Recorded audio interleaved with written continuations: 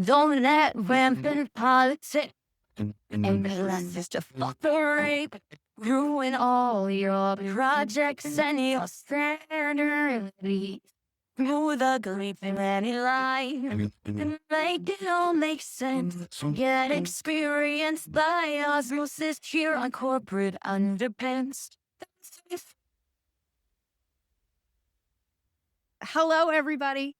Welcome to Corporate Underpants. I'm Tamara Adlin. I am your host. I am the goddess of the underpants, and I am so glad if and when you are joining us today live, which I actually think we might have a bigger studio audience than we've ever had because of who we have on as a guest, Mr. Dr. Darren Hood. Mr. Dr. Darren Hood. He's all things to all people. As we get started, let me tell you what this is all about. Corporate Underpants is about the big problem of corporate chaos and misalignments and confusion being one of the most massive problems when it comes to creating great products that people love.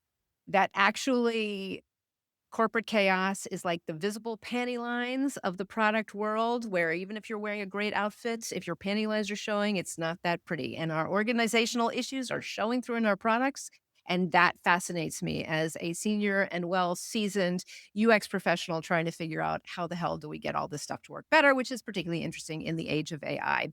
I always have a couple thoughts in the beginning. My big thought today is I just published a couple days ago a LinkedIn article about how Bill.com's user interface is such a dark pattern where a client was paying me and I got a notification that they were paying me via Bill.com.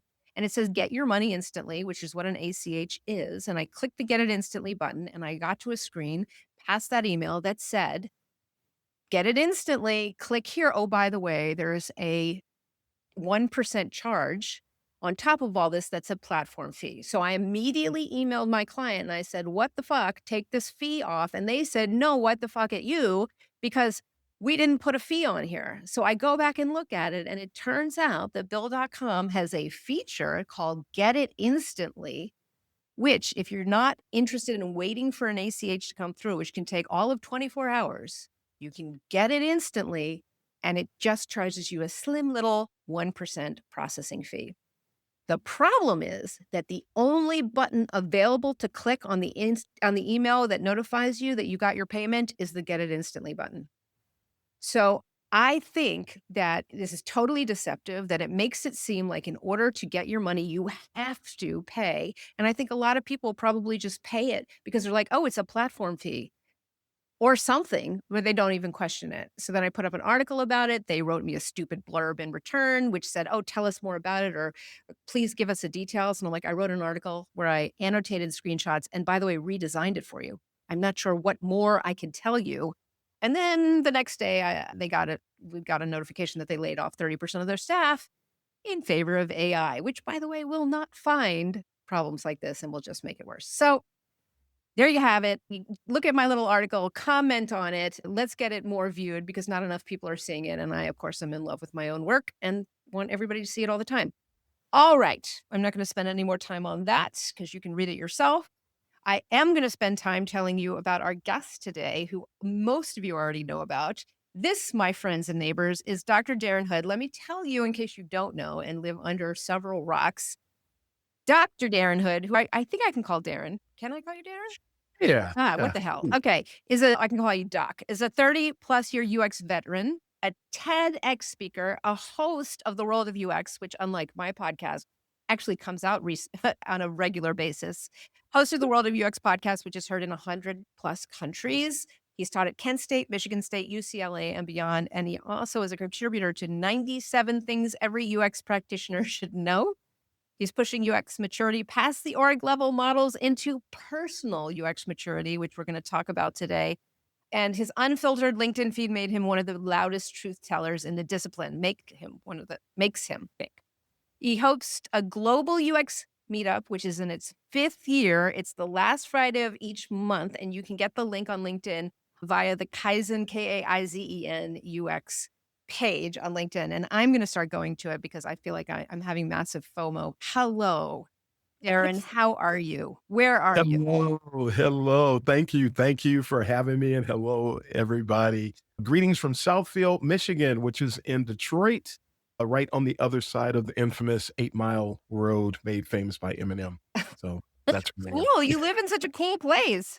I live in Seattle, so we're in different time zones, but that doesn't mean we're not aligned in terms of our thoughts on UX. Oh, yeah. Oh, yeah, It's definitely. moving. So we've known of each other. We haven't talked to each other a lot until we started getting prepared for this. And you just told me that you're going back for another degree because 47 degrees Yes. isn't enough, I take it. Yeah, I love education.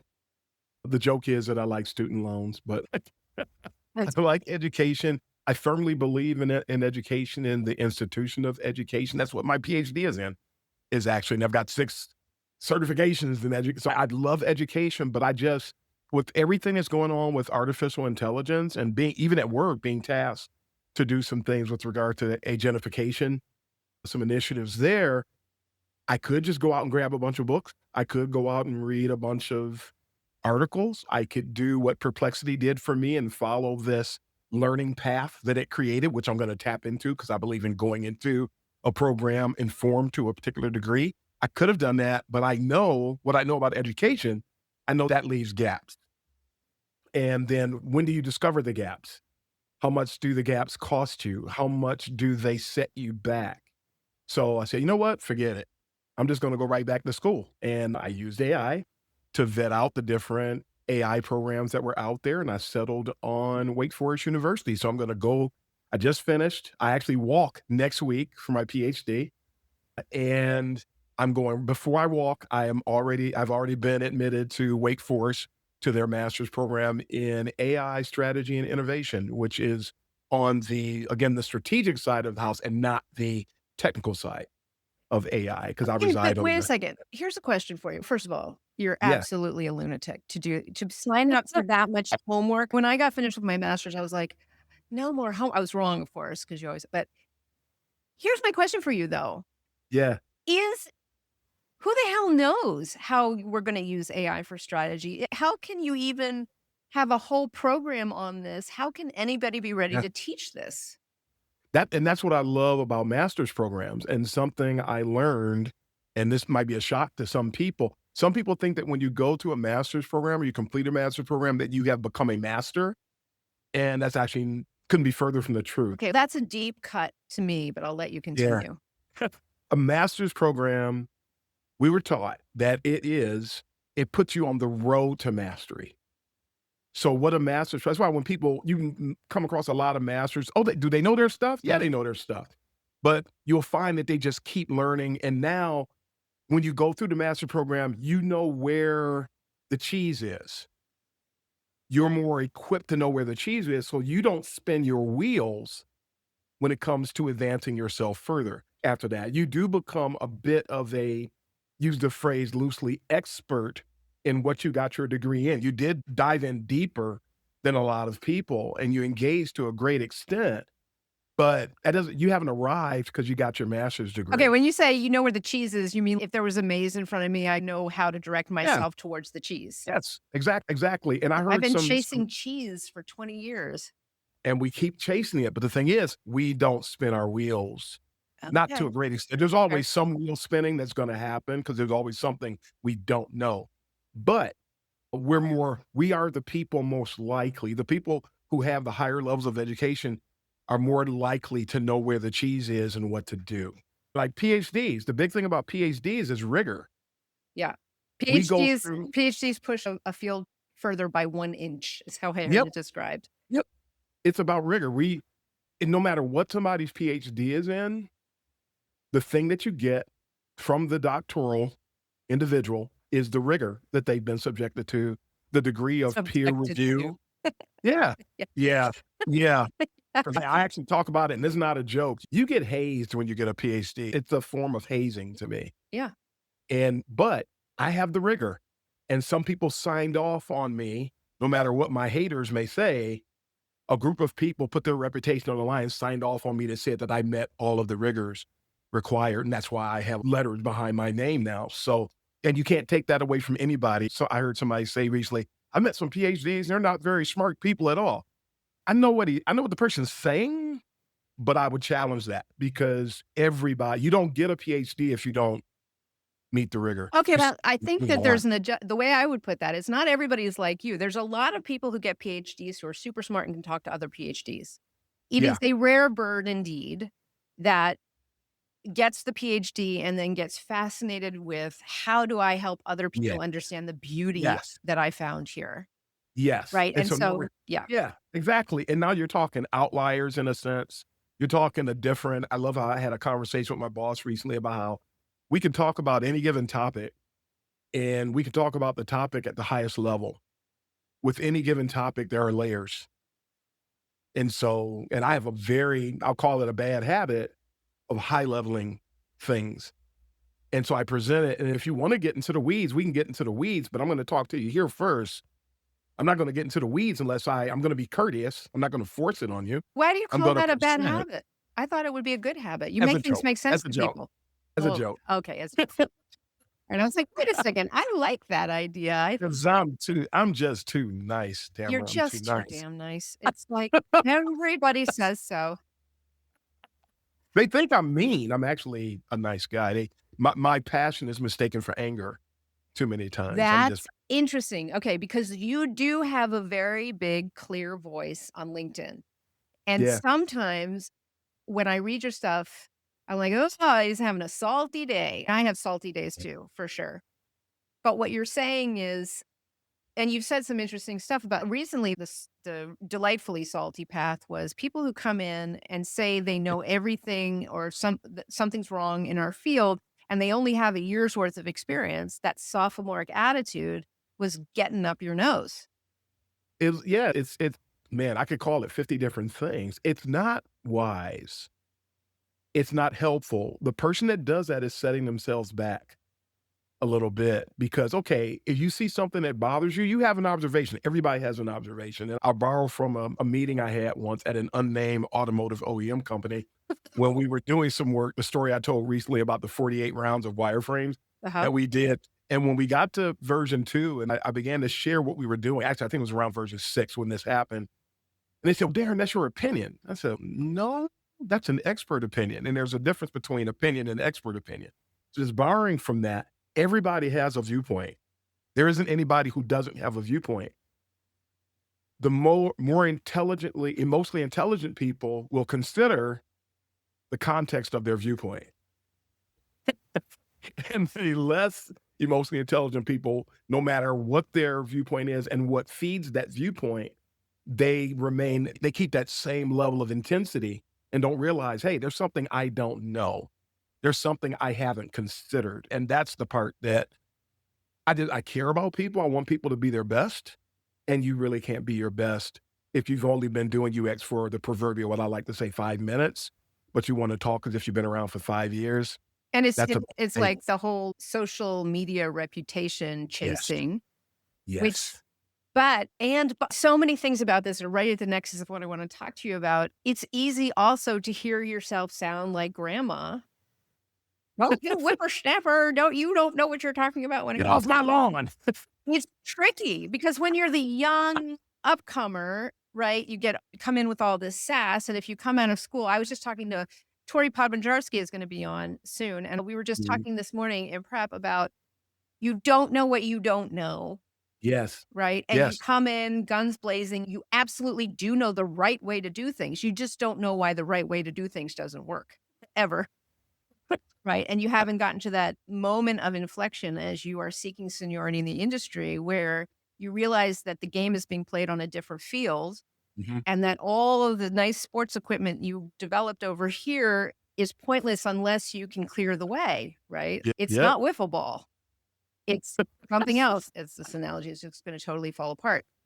No, that's But the good. kind of clamoring that we do for attention, for a place, a seat at the table. I think we also bring that to our own attempts at LinkedIn to make ourselves relevant amongst each other.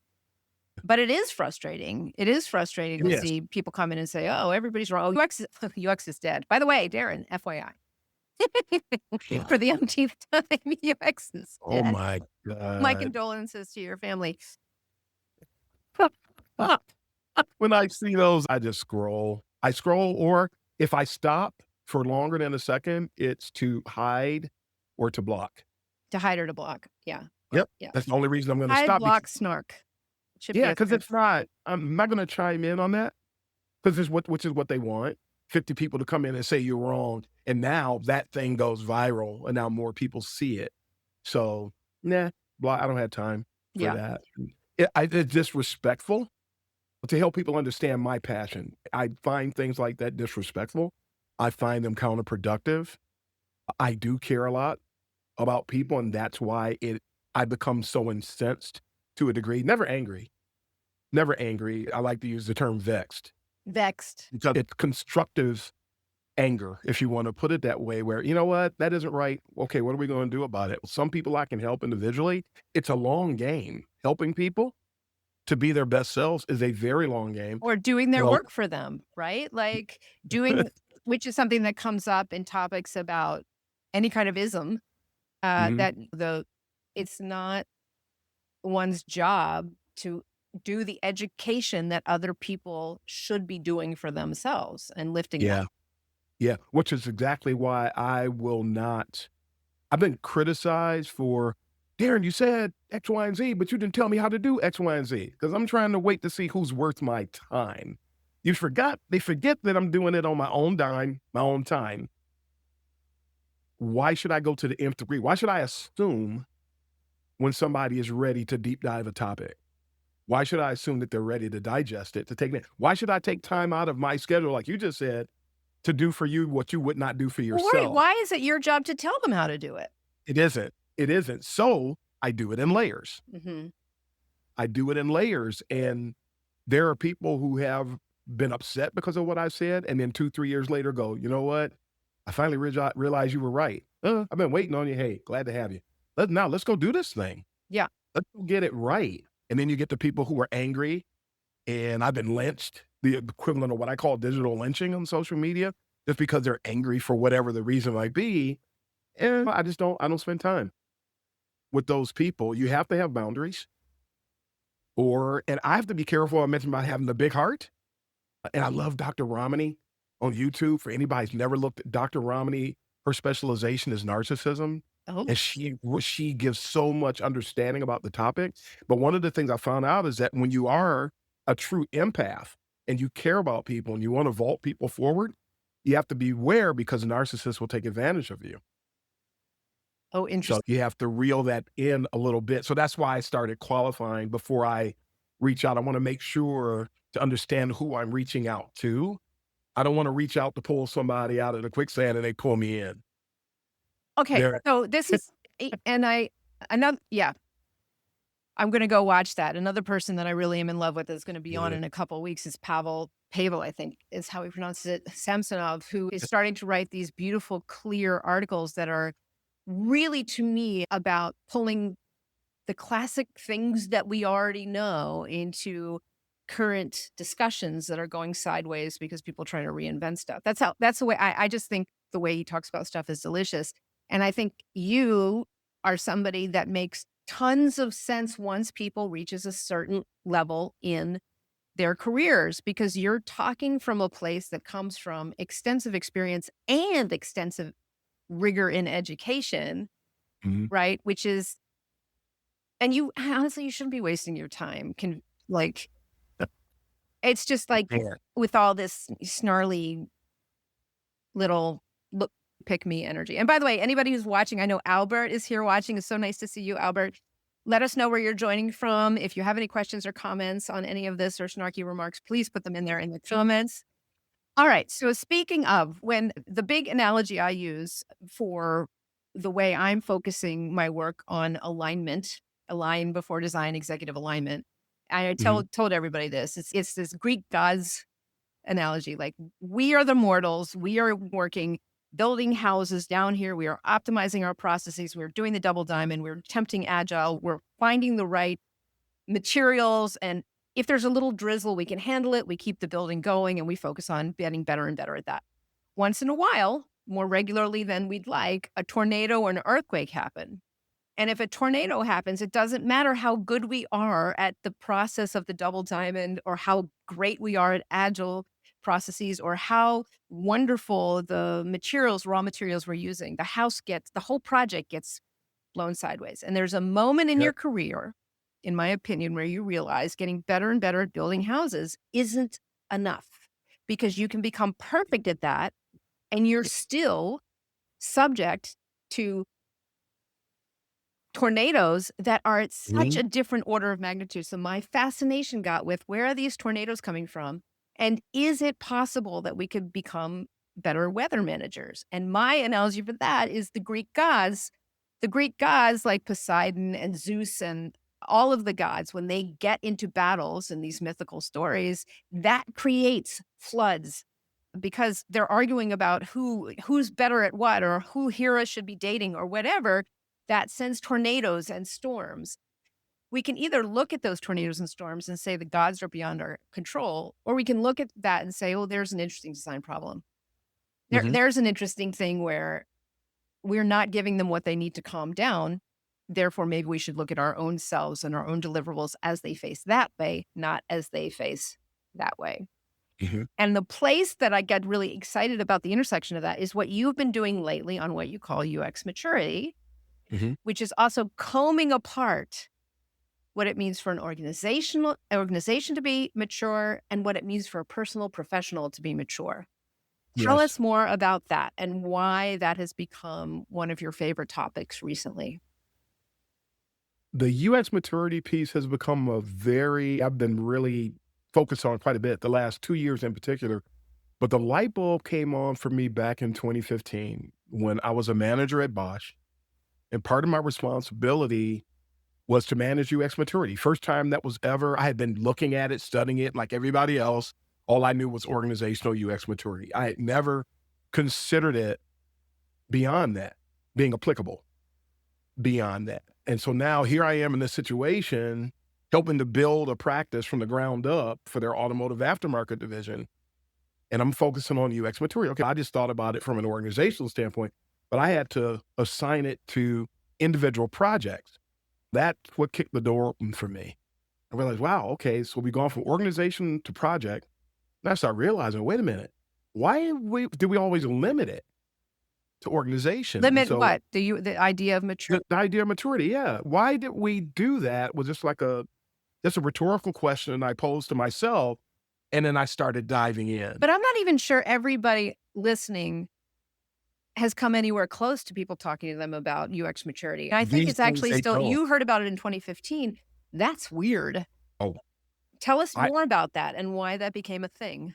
I heard about it for the first time in around 2007, Really? Okay. 2008, and Yep. then I was riding that wave of organization, the Nielsen Norman model, the one with skunk works and hostility toward, UX and things of that nature was always there.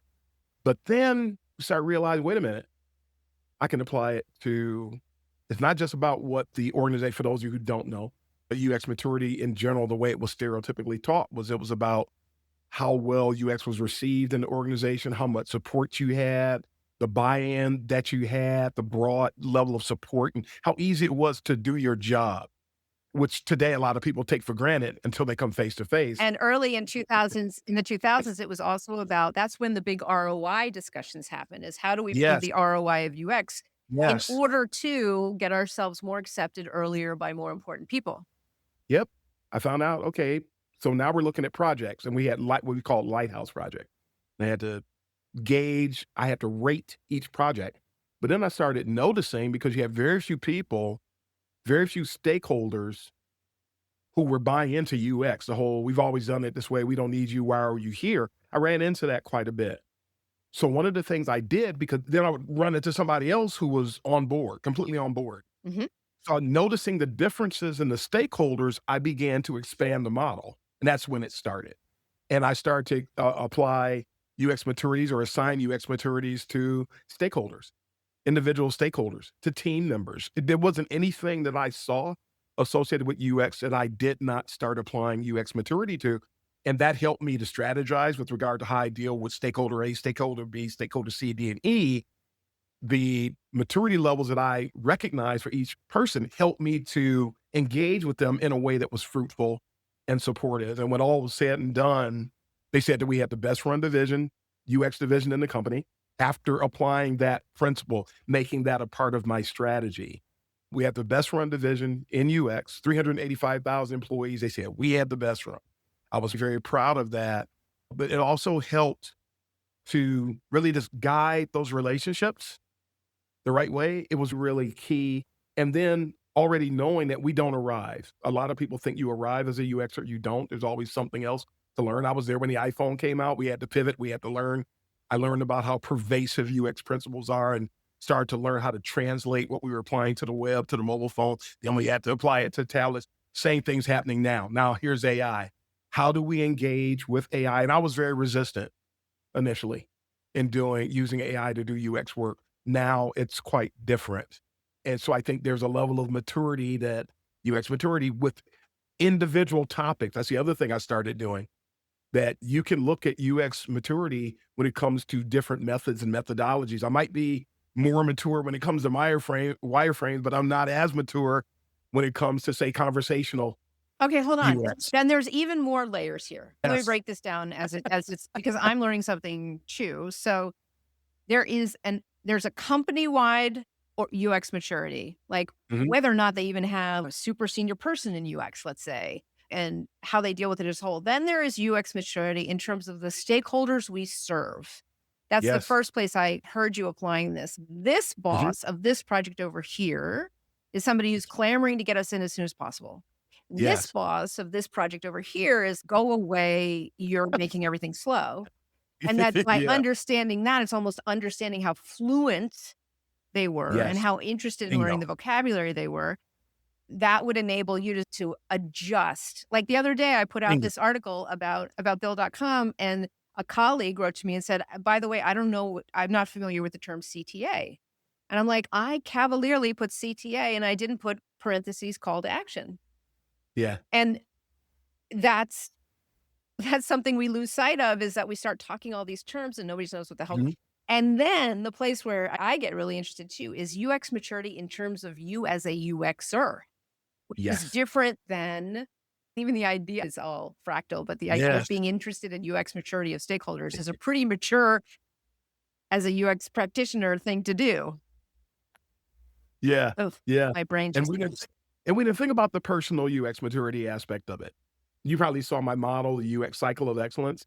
It's a framework that I created for people to manage their careers. tell And us, part of tell people what it is. the UX cycle of excellence, and you can find it. There's 2 recordings of the talk on YouTube. You can look up, you get UX cycle of excellence, Darren Hood. You can go to the UX Uncensored at medium.com blog, and there is a blog post that breaks it down step by step with a visual of the framework. And if I remember correctly, I also put a link to the podcast episode so you can hear me talk about it. But it really helps you to zero in on yourself. Where can I get better? And somebody at Michigan State counted this for me. That illustration I have with all the different aspects of methods, methodologies, techniques, deliverables, they said there's 250 items. So that's a lot of things to measure your maturity in.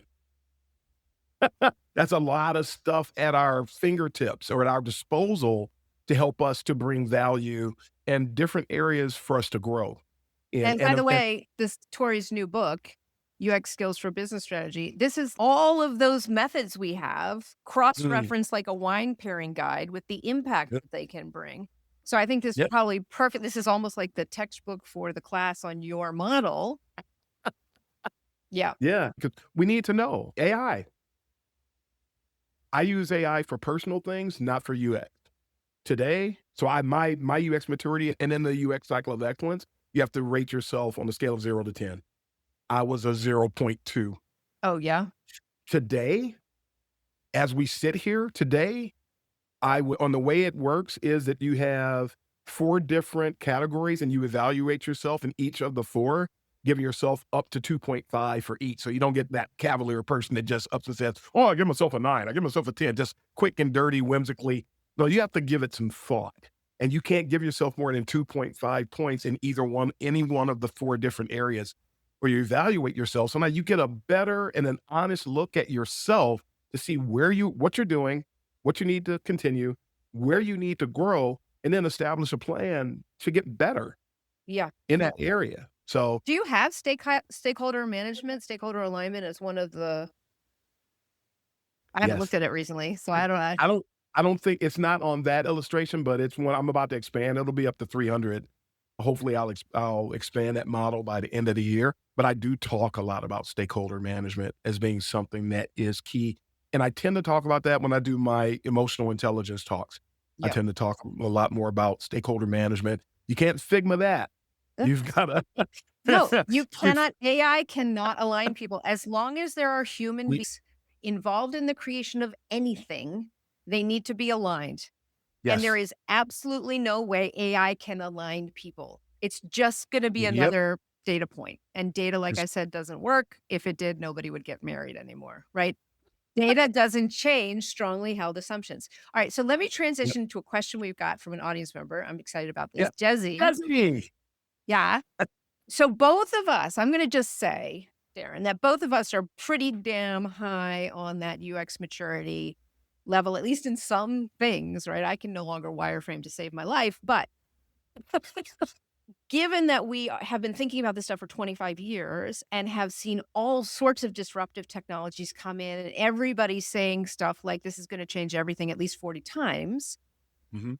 what was that internal mental adoption process like for you both with the introductions of technology, as you mentioned, AI? So what do we think and how do we shove AI into all of that stuff that's already in our brains? Tell us how you, Dr. Hood, transitioned and you, me, Tamara, adopted or embraced the usage of this new assistant in quotes, please. So how did you, Darren, react initially to all the hoopla around AI? And that sometime later has turned into this approach that you're taking to go get another master's degree. I think the first thing is gonna sound a bit off the beaten path. The first aspect of it is on the cognitive level, it is on the emotional level, and it's to understand the absolution of this new technology and this new form factor. What's an absolution of a technology? It's here to stay. It's here, it's not going anywhere. That changes things because you don't have the option of That's ignoring it, and I think AI has reached that point, and it's important to recognize that, and it happens pretty quick when you come to that realization, and then you accept the challenge. Okay, how can I use this to make my life, my function as a UX professional better? Beyond because it's here. It's not. I'm not going to do that, which I was doing initially, and then I right. got to the point where okay, now I'm trying to objectively look at where does it fit, and I thought, and I couldn't see it. Then I just started looking at different models and looking to see what was going on. And I used my personal aspect. Something I tell my students a lot too. You can accelerate your learning by taking a particular form factor or venue and attaching yourself personally to it because you'll be more invested and it takes down some of the blockades, cognitive blockades, if you will. And that's when things start to open up. Because as you can see, I'm big on data. Data. I'm not a diabetic, but data. So I am, I just have data. I lost 100, over 100, 120 pounds, partially due to my data focused mindset. And so AI was a part of that. So I piggybacked on that. And I started to keep looking and I started to see I can use AI to help me with the initial analysis of research data. I can look at AI from an ideation perspective when I'm trying to look at different ways to improve the information architecture on a particular website. I started looking for ways to know whether I like the results or not. Let's start the conversation with AI. And as I began to expand on that and then learn more, I just finished an intensive at Harvard, a 2.5 AI intensive with Harvard. And one of the things they said, which really was a help for me, was that AI is really good at this particular set of things that are more static. And on the line of something that I always said that UX is an infinite science, but a lot of other things we're dealing with are finite sciences. It has boundaries. AI has boundaries. It's a finite structure. It's a finite type of operation. So if I can limit AI to those things we can have some fruitful engagement. And that's what I started to do. Now I'm on steroids and I am just accelerating my growth, finding more and more opportunities. And now I'm part of the team that's at my job that's helping to put together an agentic strategy to help out with the things that we're doing. So I'm learning on the fly, but I'm seeing more and more where AI fits. That Harvard course really helped a lot and where it didn't. So that's part of the mental adoption process. I had to get past the hurdles, past the blockades, which I had established for myself in all transparency initially. Let's get rid of those. Let's get rid of the under construction signs that are going on in my mind and my heart, so to speak, and then let's go forward. And it's working out pretty well. Yeah, there's kind of similar but different. Learning it can feel overwhelming. I just started playing with Claude. I had been in ChatGPT, and I'm like, what the fuck is a project versus a skill? And I just can't. Then I set it to work trying to find a cheap flight for me to Europe, right? And so that's a personal thing.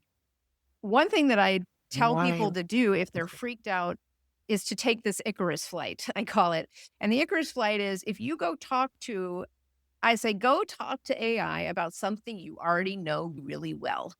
Yes. And keep talking to it, which is at first you're like, oh, you're way up and you're like flying high by the sun and you're like, this is really intimidating. This thing knows more than me, more than I ever will.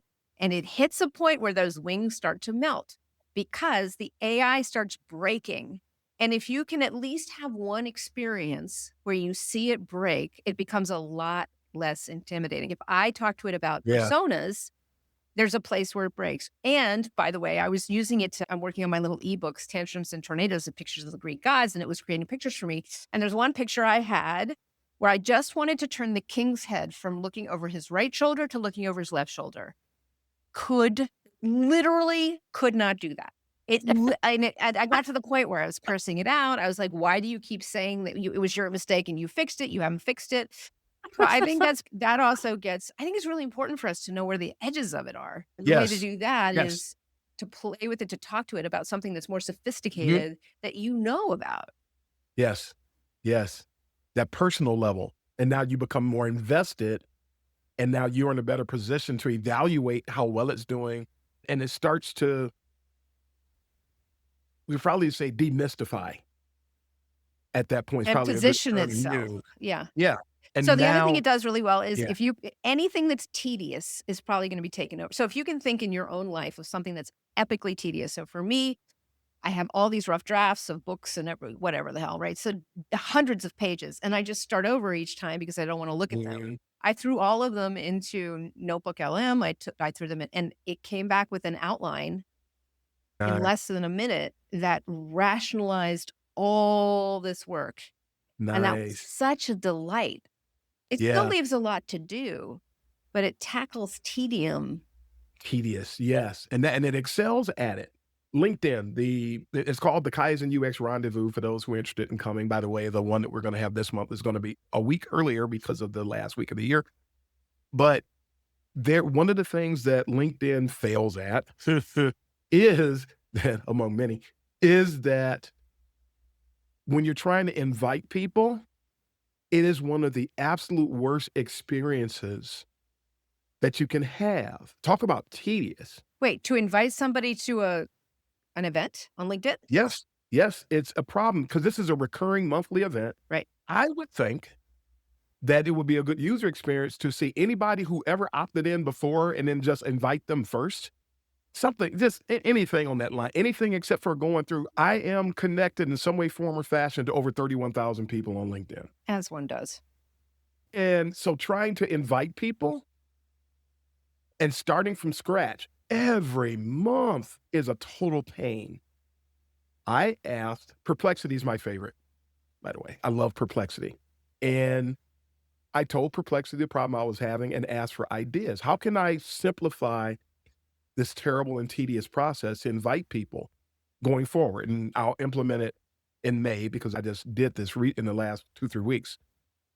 And it suggested I go in because you can't download people who accept it in the past. There's no easy way to do it. Okay. So I had to go in, copy a list of people who accepted the invitation or people who opted in. They're all actually together on one list. paste them into Google Sheets. Then I asked, oh, absolutely, absolutely. I asked Gemini, take the list and convert it into a table and remove all the extraneous stuff. And in a matter of seconds, like 10 seconds, it would take each list of people and it would convert it to a table. So now I can take that and I can create a list, and I still have to go in manually and put names in and then select them. It's still tedious, but it's not as tedious as it was. And thanks to AI for that, because otherwise it's just a nightmare. And I always forget to invite somebody. And of course, the wonderfully performative algorithms on LinkedIn, nobody's going to see, like what you said about your article. Nobody sees it when it goes out. No, it does, Uh, which is, yeah. Okay, so not everybody can.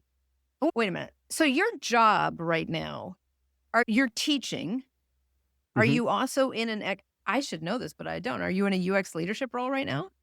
No, I wouldn't call it leadership. I'm a principal Uh-huh. now at one company. I teach. I'm active or inactive at Lawrence Tech University, which is here in Southfield where I live.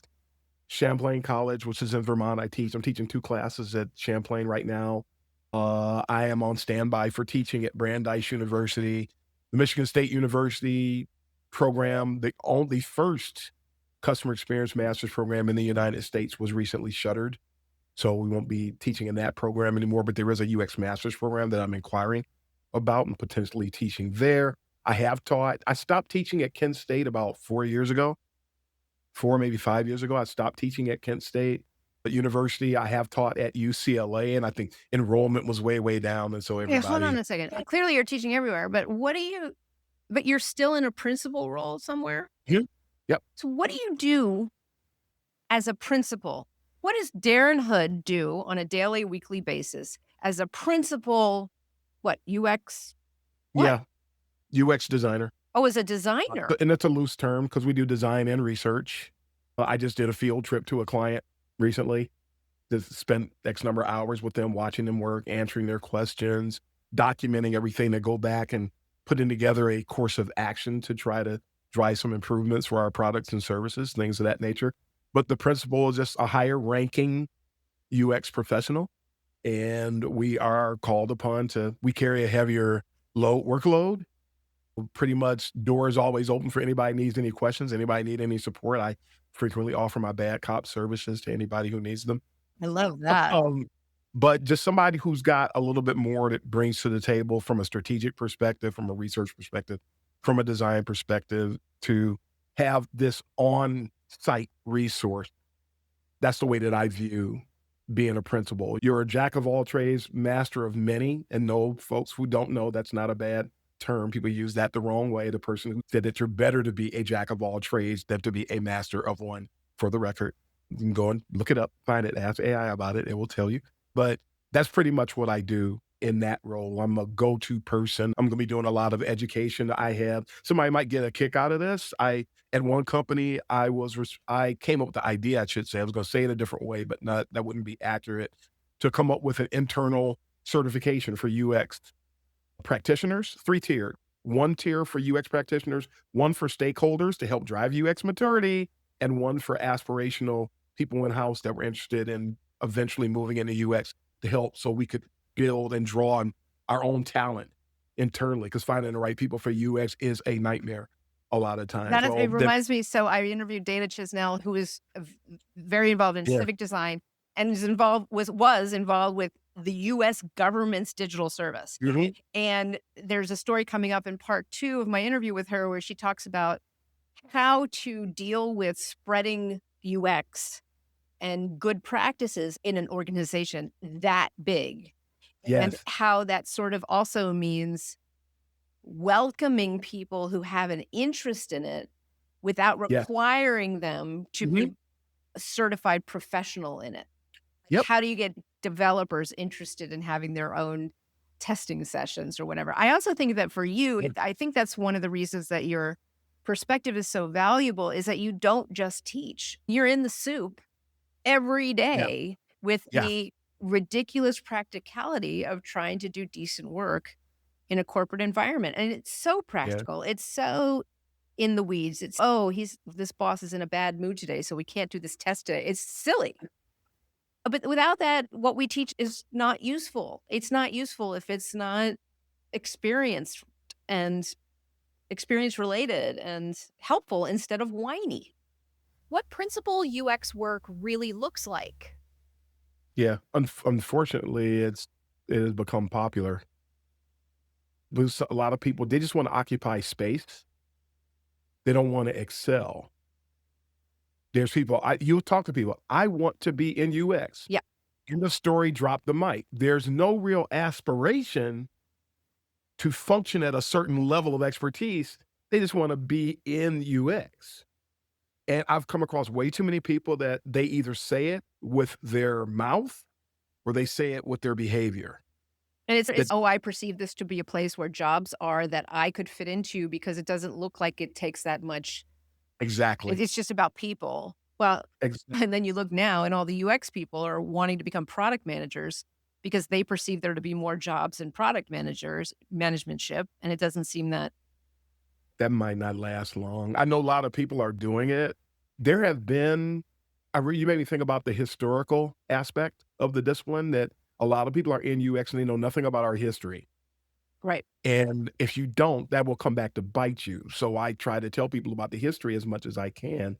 And this pivot in certain areas to product management, it's going to be just like some of these other pivots that came up, and it's going to disappear because they forget, and we're back to UX maturity now. That's happening in companies that lack UX maturity. A lot of what they do is going to be whimsical. As a result, it's not sustainable. It's not, the value that's brought is not likely to, it's either not going to be there after a while, or it's just going to be fleeting. Yeah. Yeah, I'm not putting a lot of, I thought about it, I considered it. But High Llewellyn says, if there's no goal or passion, what is the point? And I like your point about if you don't know the history. And by the way, I'll put a little plug for myself in here. In 2006, I did a bunch of interviews with people who helped create our field because I got fascinated because everybody who helped create our field was a weirdo. Like Judy Ramey, who helped create usability testing, was a medieval studies PhD. Everybody was a little bit strange and looking for stuff in between. So I started to interview them.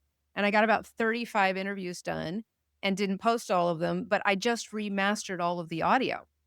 I'm going to put it out as a separate podcast called UX Pioneers, where people can just listen to the stories of how was this thing created by people who are just like, there's something else to think about over here. There's, Tori's here. Tori's here. Whimsical is the best way to put this. Laugh out loud sob, which is, of course. Yeah, that's great. Oh, I never saw that before. I like that. Yeah, LOL, SOB. Like yeah. That's nice. Yeah. And I think she's really, again, her book, Business Strategy, UX Skills for Business Strategy, we were just talking, and she's business strategy are the biggest words on here.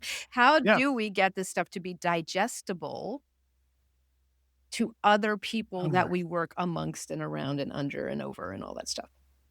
I love that. I'm going to use the metaphor of the tomahawk steak. What's the metaphor of the tomahawk steak? The real beefosauruses on the call know. It's probably one of the largest steaks that you can get if you go to a steakhouse. I saw one the other day at Morton's. It was $150. Business strategy, UX strategy. I'm a little plug for me. That's the video I've done that's on YouTube that's been watched more than anything else I did to talk for the folks in UX Johannesburg. Yeah. About how UX strategy, how important it is. And it's probably the same thing that she's talking about in the book. It's what do you do, and when? When is the right way to do what? When is the right way to do what? All right, so what does that have to do with half of a cow? Steak? It's big. So you can't, because so many people today, I like to always say, I'm sure you heard me say this before, a lot of people are coming into UX with a microwave popcorn mentality. No, I didn't hear you say that. You're all over the place. Now we're on carbohydrates. What is going on? Okay. But the thing is, everybody wants everything fast. Everybody wants everything now. But you're eating a tomahawk steak. You're not going to eat it now. It's not, that steak is huge. If any movie buffs, you ever saw The Great Outdoors and John Candy had to eat that gigantic steak and then everybody would eat free? They put this gigantic steak, when it fell on the table like somebody dropped barbells on the table. When you're talking about strategy for UX professionals, That's what we're talking about. It's huge. You're going to have to take little bites at a time. And that's how you get from point A to point B to point C to point D to point E, a little bit at a time. And in the UX cycle of excellence, the last step is be patient with yourself. As simple as that might sound, a lot of people are not patient with themselves and they want too much from themselves too fast. And it's not doable. And if you do think you did it, it's not sustainable. Corey says, when is the right way to do what should have been the tagline for my new Yep. book. I actually think it is. It actually is the practical one. Your actual one says articulating impact for product, user, and business outcomes. Really, it's when is the right way, when is the right time and right way Yeah. to do what. And- So we have a few 8 minutes left. Let me say, okay, so I talk about like when you get to this point in your career where you realize that focusing on becoming a better house builder is never going to solve the problem of tornadoes. And either you do or you do not. Embrace that as an interesting challenge. You talk about UX maturity on the scale among many other things you talk about on the scale of a business, on the scale of an organization, on the scale of a human being, a boss, and also on the scale of a UX practitioner. Tori has started to try to make sense of the gazillion things we could be doing and trying to connect those up to the results we want to get. If we want to like totally change something, what do we want to change? And I get interested in,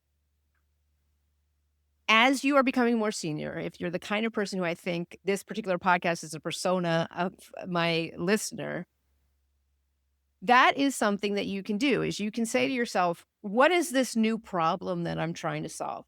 It's not a typical UX problem. It's not going to be, oh, people don't know what to click. It's not going to be we should get to wireframes earlier. It's not going to be that people have to understand that we need to slow down to test this thing before we launch it. It's now you're facing a completely direction. It's, whoa, why are we getting 6 weeks into a project and then a manager of some kind is coming in, seagull management, swoop and poop, suddenly changes everything. Yep. And acts as if it's our fault that we built the wrong thing. Yep. You remind me of the flying cow from another movie, from Movie Take for the movie buffs out there, the movie Twister, and they had the one scene where they're on the road, the tornado, and there's a cow flies by the. That's UX. That's what our world is like. And there's help. Wait, how the hell is our world like a cow in a tornado? You have to connect the dots. It's all of the crazy stuff going on with the wind, and you can't, in the midst of a tornado, you can't control everything. And here's this cow that the tornado has picked up, and it's in the air going by your vehicle and mooing. It's a classic. I'm sure that's on YouTube 1,000 times. Okay, so that is a great, because a cow is something you would think was an immovable object with respect to wind, right? And so we don't even look at what if the cow starts flying. Yep. Well, so you reach a point in your career where you realize, and it's like embracing the idea that I have to be a political player because cows can fly. I think that's the joke of that being in the movie that way, but that's what being in UX is like. And the more mature the environment, even in the most mature environments, there's going to be some healthy friction. You have to be ready to manage that. Even in the not so healthy environments, chaos is going to be, sometimes it's going to appear to be uncontrollable. And I tell people all the time, if you want to thrive in UX, you need to be in love with the discipline. And the problems. Yes, and that's what grounds us. It's because I love the discovery. It's because I love solving the problems. It's because I love and I'm infatuated by the toolbox and the problems we can solve. Jonalyn just said a cow reference to the steak reference. The steak is what happens when the tornado dumps the cow down on the ground again, I guess.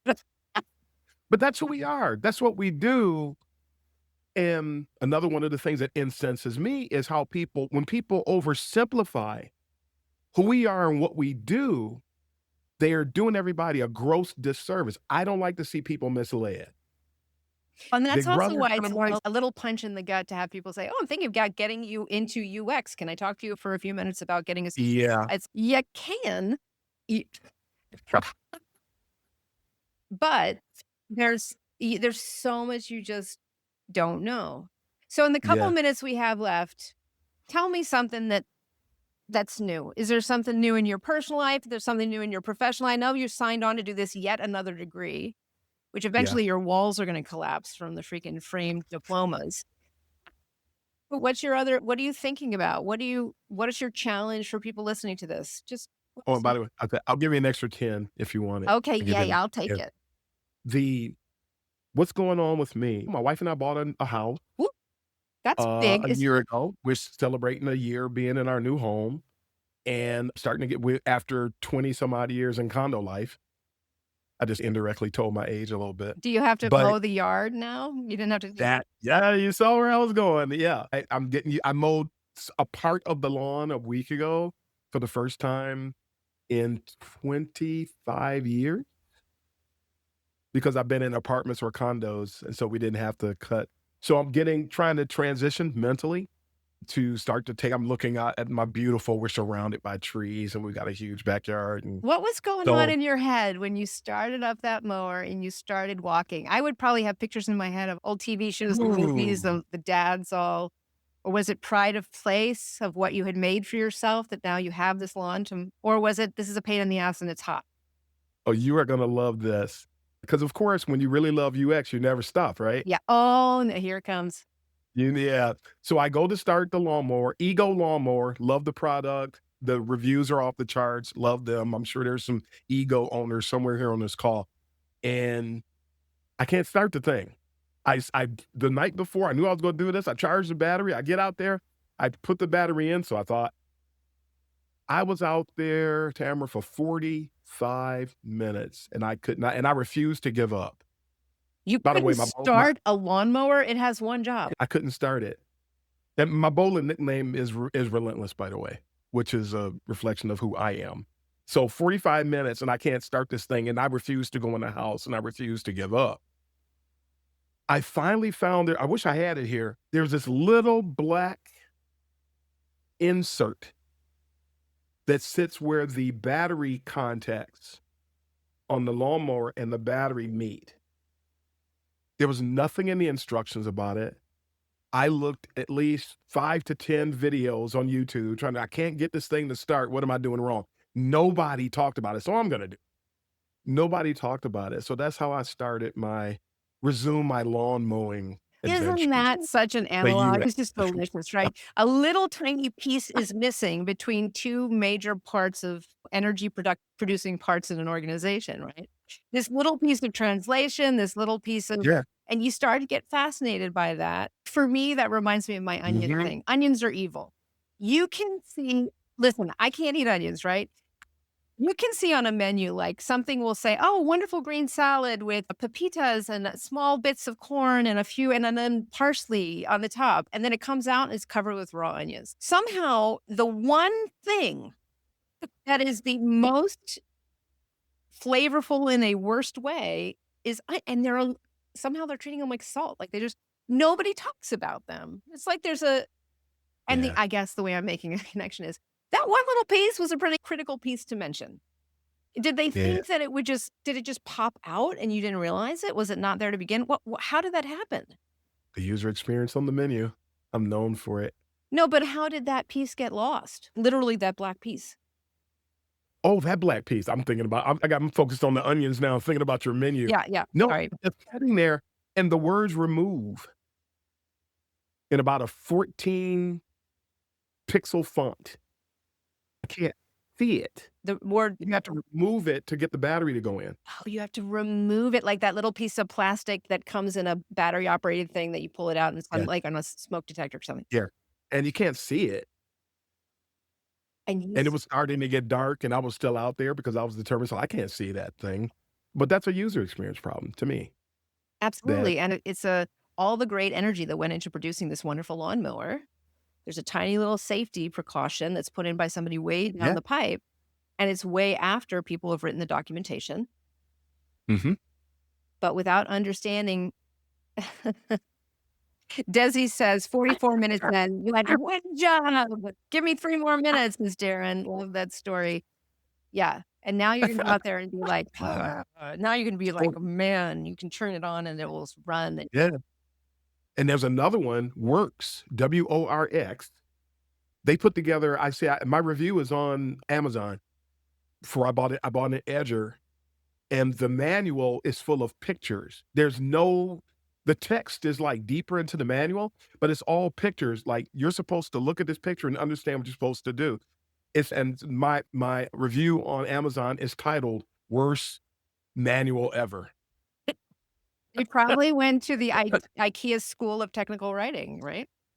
IKEA's got them beat. That's how bad it was. Oh, man.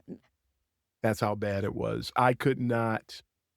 And then when I did finally get the thing to start, the part that trims actually flew off, and I don't know where it went. So it's in the lawn somewhere. So fortunately, we get lifetime cables. So I'm Okay, waiting so on my let me cable. ask you this. For the people listening, of all the UX maturity stuff, are there things you recommend most highly? So should I do a UX maturity analysis of my boss? Is that a good place to start? Yeah, they'll never see it, but yeah. No, they'll never see it. But it's like a No, user manual that's a for joke. your boss. Oh, for you. Oh, Maybe they have um, that's pretty good, right? I just made that. I've been doing that indirectly without calling it that. I actually have a blog post called "Good Boss, Bad Boss." Good UX boss, bad UX boss on the blog. I did when I talked about my recent podcast episode where I talked about my 10 biggest mistakes I've ever made in my career. One of them was failing to manage up Yep.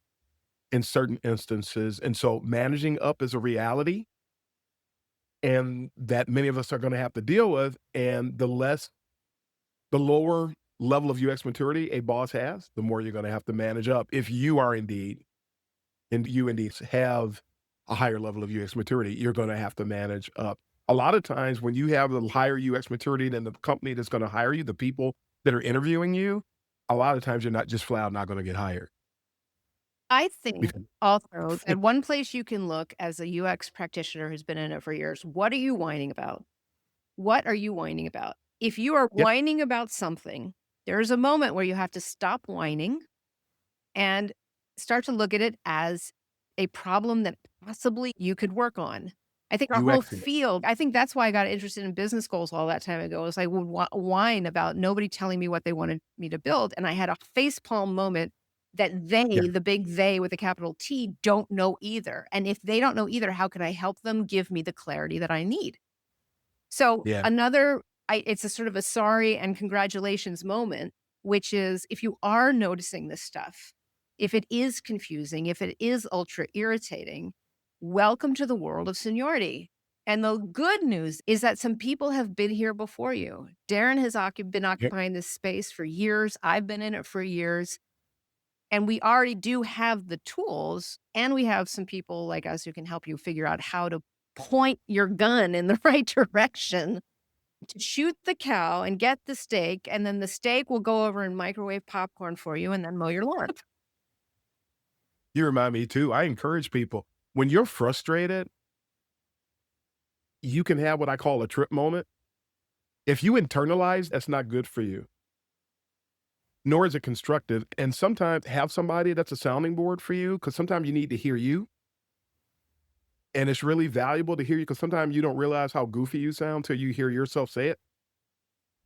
And then, so have that trip moment, get it out. If it's because you see but when you get the trip moment out of your system, UX the thing. The trip moment? What's what TRIP? When Like trip over something? oh, that's crazy. All these people are doing what I think. Oh my God. That thing where you want to pull your own hair out because because what is driving you up a wall, it's real. It's a real thing. Don't deny it. Don't stick your head in the ground.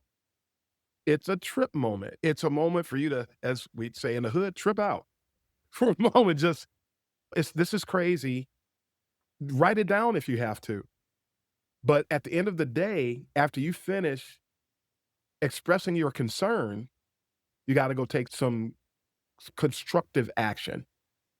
Okay, this is what's happening. How can I make it better? Where's my support base? And because I get accused of complaining. Yeah, you're that UX guy that complains about UX, UI. I'm not complaining, I'm educating. This is a problem. So I'm not complaining. So you take action on it, real action, constructive action, viable action, legal action. You take care of the situation. Don't just sit and complain. And you complain on Monday, then you complain on Tuesday, Wednesday, Thursday, and then it's 5 months later, you're still complaining. You've done nothing. What can you do to make it better? I can't get hired. Keep hiring. I always say it's not about the 100 jobs you don't get. It's about the one that you do. Mhm. When you get the one job, you're going to forget about all the other jobs that rejected you for the most part. To some extent, you remember it. But you got to keep applying. You got to keep working. You keep hitting the tree with the axe until it falls. You don't complain because the tree didn't fall yet. You haven't chopped it enough yet. Yeah. And it's You know, yeah. And so speaking of getting jobs, it's really rough out there. For those of you that are out there having a really rough time, please come find Never Search Alone, neversearchalone.org, which is something I'm a volunteer for, which is a free UX yourself process to figure out you're not a square peg looking for a round hole, you're an oddly shaped peg looking for an oddly shaped hole, and they are out there. So that's a free thing that I like to promote because it's free. There's also, if you've got a job right now, you're trying to navigate this. I coach Darren. I'd probably coach it, or I don't even know that you'd have time to, but whatever. There's help out there. And you are, by noticing this problem, you are entering your senior year, folks. And it's great because this is where a lot of interesting problems are that aren't the problems that we learned how to solve with the tools of our industry. Yep. And it's cool. Darren, I want to thank you for your time plus 10 minutes. I've just loved connecting with you and hearing your amazing laugh and picturing you out there in a knockdown, drag out fight with a lawnmower makes me very happy. And I look forward to you receiving your 112th degree. And everybody follow Kaizen UX, Kaizen UX. And the global meetup is in its 5th year. It's the last Friday of each month. I'm going to try to be there. Actually, 6. This is our 6? 6th. Yeah, Okay, you're the one who said 5th. It's not my I did. You did. I You're did. wrong. Okay, everybody. Thank you for joining our next live. One of our next live will be Pavel Samosov. I am posting Dana Chisnell, who's so cool. It's all the story of the U.S. Digital Service. Talk about a big organization and the design of ballots for voting for our presidents, which is of particular interest at this moment. And I'm also going to have on a client of mine who I helped with this year-long alignment project that actually worked. So tune in for that one as well when I have it on the schedule. And then Tori's going to be on talking about her book. Thank you, Darren. Any final words for our kids out there? No final words for me. Just everybody go out there and be excellent. Let's keep taking the discipline forward. And that's all I want to see. I just want to see everybody succeed. That's what my heart's desire is. Okay. I love that so much. Thank you. Bye, everybody. We'll see you next time on Corporate Underpants. Thank you for joining me for another episode of Corporate Underpants, and there's lots more to come. If you have any projects that you need my help on, if you're interested in coaching to become a senior product leader through understanding alignment and politics, or if you're interested in any of the classes or books that I'm developing, please visit my website, adlininc.com, and get in touch.